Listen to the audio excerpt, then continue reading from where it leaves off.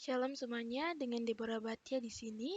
Dalam video kali ini saya akan menyampaikan Haftorah yang saya terjemahkan dari tulisan Rebetsin Kanabraka dalam rebetsinKanabraka.blogspot.com.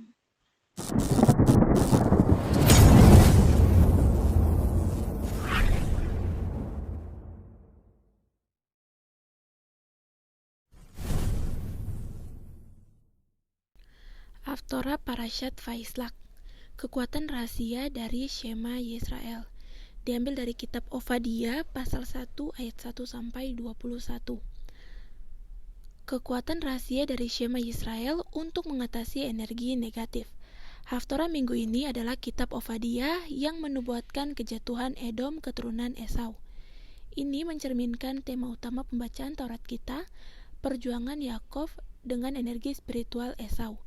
Sama seperti putranya, Yosef yang memberdayakan Yakov untuk menghadapi Esau dan mengatasinya, demikian juga selama masa penebusan di masa depan, keturunan Yoseflah yang akan menang atas kekaisaran Romawi yang turun dari Esau. Rumah Yakov akan menjadi api dan rumah api Yosef, dan rumah Esau untuk jerami, dan mereka akan menyalakannya di dalamnya dan melahapnya, dan tidak akan ada sisa dari keluarga Esau, karena Hashem yang mengatakannya.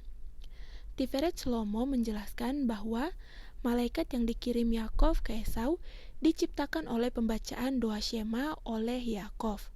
Hal ini disinggung dalam ayat yang dikutip di atas bahwa rumah orang Esau akan menjadi jerami. Terdiri dari huruf Kof dan Shin, inisial dari Shema. Hari ini juga para malaikat yang berasal dari membaca Shema dengan niat besar memiliki kekuatan untuk mengatasi energi spiritual Esau yang merusak. Yakov mentransfer kemampuannya untuk melafalkan Shema dengan intensitas khusus kepada putranya Yosef. Ketika dia bertemu kembali dengan Yosef di Mesir, Yakov melafalkan Shema. Maharal menjelaskan bahwa ketika Yakov melihat bagaimana Yosef telah menjadi raja, dia akhirnya memahami gambaran besarnya dan alasan penderitaannya selama ini.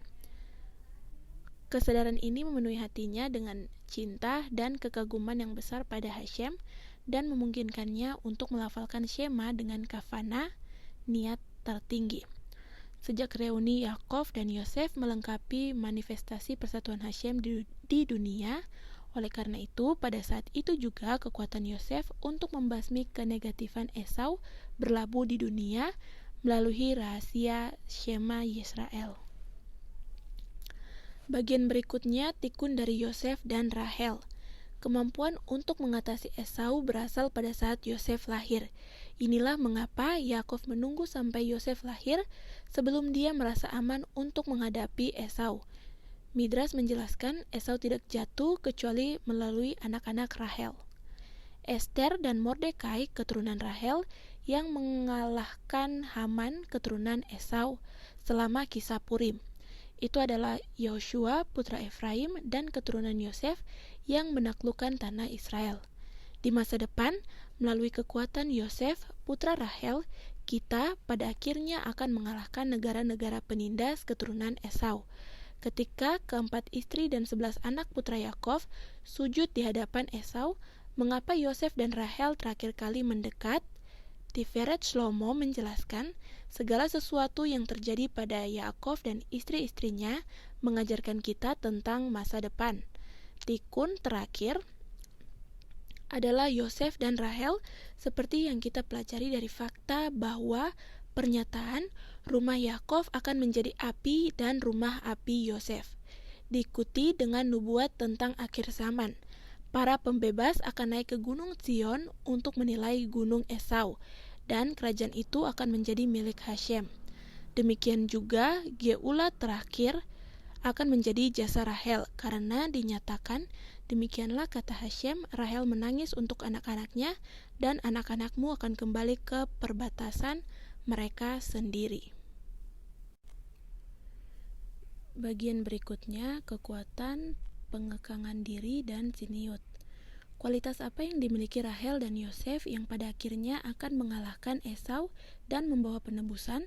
Rav Tzadok dari Lublin menjelaskan bahwa kualitas rasa takut atau kekaguman Yosef terhadap Tuhanlah yang memiliki kekuatan untuk mengalahkan Amalek, cucu Esau. Amalek benar-benar kekurangan kualitas ini, seperti yang dikatakan tentang dia tidak takut pada Hashem. Yosef bagaimanapun mengaitkan kualitas ini dengan dirinya sendiri saat dia menyatakan, "Aku takut akan Hashem." Ketakutan Yosef pada Hashem terhubung dengan gevuranya, kekuatan dan kemampuan untuk mengatasi godaan. Hal ini diwujudkan dengan kemampuannya menahan rayuan istri Potifar. Oleh karena itu, Yosef dikenal sebagai penjaga brit atau perjanjian, mengacu pada kesuciannya dalam tindakan, ucapan, dan pemikiran. Yosef menerima kekuatan ini dari ibunya Rahel yang dipuji karena tsiniutnya. Rahel tidak mengungkapkan kepada saudara perempuannya Lea bahwa dia dan Yakov sedang jatuh cinta ketika Laban menyita hadiah yang dikirim Yakov kepada Rahel dan memberikannya kepada Lea. Rahel tetap diam. Menarik untuk dicatat bahwa terlepas dari kenyataan bahwa Rahel sang gembala disebut dunia yang terungkap, berbeda dengan Lea yang mewakili dunia yang tersembunyi. Rahel dipuji terutama karena tersembunyi, pendiam, dan rendah hati. Ini mengajar kita bahwa kita secara khusus membutuhkan kesopanan untuk bertahan secara rohani di dunia luar yang kaya dan tertarik secara fisik. Bagian yang berikutnya, kelangsungan hidup spiritual di dunia luar bergantung pada ikatan batin. Seperti ibunya Rahel, Yosef terlibat dalam dunia terungkap, sekaligus menjadi penguasa kesopanan dan pengendalian diri. Dalam perannya sebagai penguasa kerajaan terkuat pada masanya, dia terlibat dalam urusan duniawi hingga tingkat tertinggi. Namun, semua kekuatan, kehormatan, dan kekayaannya tidak merusak kesucian batinnya. Yosef tidak mengizinkan pesona duniawi memengaruhinya sedikit pun. Sebaliknya, dia tetap tidak terpengaruh dalam ketakutannya akan Hashem dan kesucian. Berbeda dengan Esau yang dikenal sering memamerkan asetnya, catatan Midras bahwa Esau menyerupai babi dengan kuku yang terbelah yang membuatnya tampak halal. Hanya ketika kita melihat ke dalam dan melihat bahwa ia tidak mengunyah makanannya, kita menyadari bahwa meskipun penampilan luarnya ia adalah hewan yang tidak halal. Sebaliknya, kelangsungan hidup rohani kita di pengasingan bergantung pada kesederhanaan sembari memelihara kekudusan internal kita. Bagian terakhir, mengembangkan api batin kita. Kekuatan Esau secara khusus diatasi oleh tsiniut anak-anak Rahel. Bahkan ketika berkecimpung di dunia, baik dalam bisnis, akademisi, seni, sebagai petani atau dokter, mereka tetap rendah hati, takut akan Hashem, dan berlabuh pada Taurat. Ini merupakan tantangan yang cukup besar untuk mengembangkan karakter tsiniut di dunia luar yang kompetitif, yang menghargai pencapaian eksternal berupa nilai, gelar, uang, dan prestasi sosial yang baik. Seperti Gila Manolson yang menulis dalam bukunya Outside Inside, yang artinya di dalam dan luar, tujuan sebenarnya adalah untuk memahami bahwa apa yang saya lakukan tidak menggantikan siapa saya. Mempertahankan pusat spiritual kita memerlukan kesadaran bahwa akar identitas kita meluas jauh di bawah kinerja kita.